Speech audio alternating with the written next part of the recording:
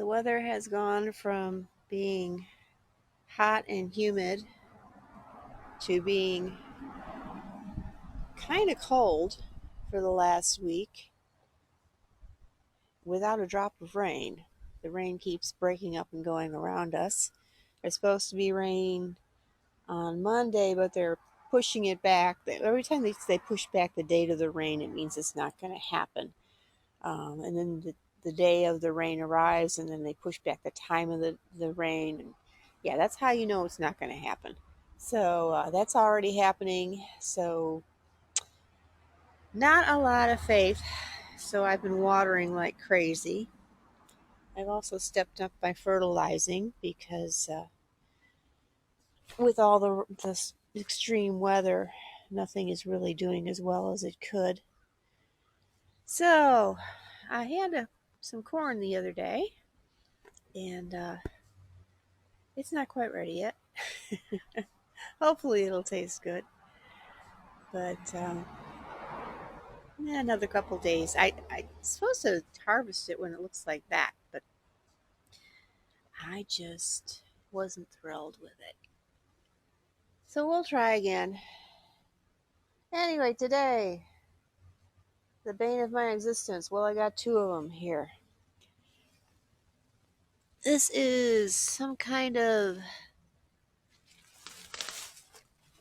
vine that is all over the place out here where I live. And it's utterly useless. And it's hard to get rid of. Yeah.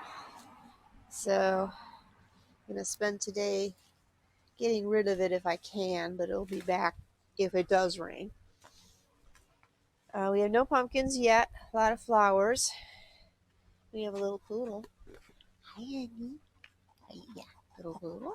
Her name is Rosie. Rosie is a gardener. And we have a ton of purslane. Purslane is actually edible. It's supposed to be good for you. I have tried eating it. You can sprinkle it on a salad. Not that anyone's eating salad in the U.S. right now, but you can sprinkle it on a salad. It makes a nice little peppery addition to a salad. That's not bad. Maybe you could make a salad out of it instead of using lettuce. I went to the grocery store yesterday, and that company that has the lettuce that's got the stuff in it, they were selling that company's products for like dirt cheap. You could get a salad for $1.99, and it was like 2 for 1. They were trying to get rid of them. They had a whole huge display, and I thought, what nerve! Because everyone knows the name of this company now, and nobody who knows what they're doing and pays attention to the news is going to buy that stuff. Anyway, that is just corporate chutzpah or whatever, however you say it for you. Corporate nerve, I'll call it. Here are the pickles that came up on their own. I've had 2 or 3 of them already, and looks like I'm going to have a lot more. I'm grateful that they're there though, because I have actually made some good pickled pickles, countertop pickles, for the first time in my cooking career. So I will, at some future dates, share the recipe with you. Let's get rid of this little guy here. Yeah, we're going to have enough for another batch of pickles. And I have only 2 jars for pickles, and both of them already have a batch of pickles in them. But the latest batch turned out really good. So I decided on not going by any recipe and just following my gut. So I will follow that. I will give you that gut recipe one day soon. Matter of fact, I might just write it down in the description, because I don't think my kitchen is picturesque enough to show me making it. Some people have pretty kitchens. I don't. Um, the zucchini is kind of quit for the time being. And we got some sunflowers here. We do finally have an eggplant on the way. Yeah, there. Little eggplant. We've got some Melrose. There's another pickle. That's one of the ones I planted.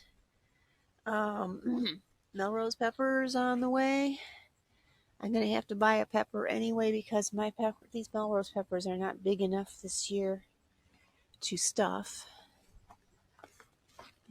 Probably will be once the pickles die and they get more sunlight and they can grow more freely. But they're kind of tiny this year. Okay, well that one looks like a pretty good size there. Yeah. No. Oh well, whatever. Okay, it's supposed to be back in the 90s tomorrow. I'm not feeling it. I got 2 poodles hunting for chipmunks here. We got some very bad chipmunks that are doing damage to the property. And the neighbor and I are fighting them off, but they keep coming back. We got a ton of beefsteak tomatoes here. Oh, one's starting to turn. Just beginning to turn there. I don't know if you can see it. So that's good. The cool week probably is causing them to finally turn. So we're going to have lots of tomatoes shortly. Yeah, like I said, the zucchini just quit. I don't know anything about zucchini, so I don't know if that's normal or whatever. And spaghetti squash down there, pretty good size one. I don't think it's ready to be harvested yet. I'm not sure. I'm going to have to look that up online. And let's see what else we got. Dun, dun, dun. Yeah, like I said, the pumpkins are blooming. They got a lot of male blooms. So once in a while, you'll find a female bloom. But they're not hanging on to any baby pumpkins yet. So 'tis not the season just yet. Maybe another week or so. Okay. Yeah, and here's our pumpkin that came up on its own by the side of the garage here. Pretty sure it's a pumpkin. But we do have a ton of pickles, I'll tell you that. And hopefully we'll have a fair amount of corn. I've been spraying it a lot to keep the earwigs from taking over because they eat the silk off of it. And the reason that's bad is that the silk is what's attached to the kernels, and it's what causes the kernels to grow when it gets fertilized by that the tassels up there. So right now, if the earwigs eat the silk off, there's no way that can happen. At least I think that's the way it goes. Not an expert on corn. So what else do we got? We got this little tame jalapeno. It's got a grasshopper in it. How nice. Yuck. We'll have to spray for grasshoppers too. Let's see. I'm not sure what damage they do, but I don't like seeing them in the garden. Got several little tiny jalapenos here. They're growing slowly, which is kind of weird. And what are you doing, Lily? Lily. Hey. Lil. Lil. Jeez. Lil. Lil. There's something living in there. Right? Okay.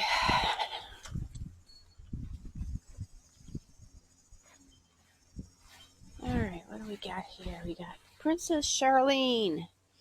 Came bare root. A little over, well, I think it was in June. And I had no hope of it growing because it just sat there and sat there for the longest. But that's Rosie's tail. Rosie! Hey! Hey! Stonks! Hey! So Princess Charlene's out to bloom. I just started her on that Bayer rose stuff that kills all the diseases and feeds the rose and all that stuff, because you can see the leaves are being attacked, and there's something all over that bud there. So, and here is the other one I planted this year. This is Fragrant Plum.